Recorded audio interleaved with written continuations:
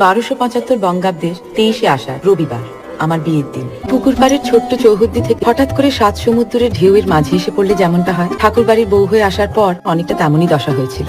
বিশাল বাড়িতে মন খুলে দুটো কথা বলার জন্য হাঁসফাঁস করতে যে নতুন বউঠান, অবশেষে একজন বন্ধু পেল, রবি। আমার বই পড়তে ইচ্ছে করে না। ইচ্ছে করলেই হলো? সংসার করতে হবে না? আমি পড়ে শোনাবো আমার সব বই, আমার সব কিছু।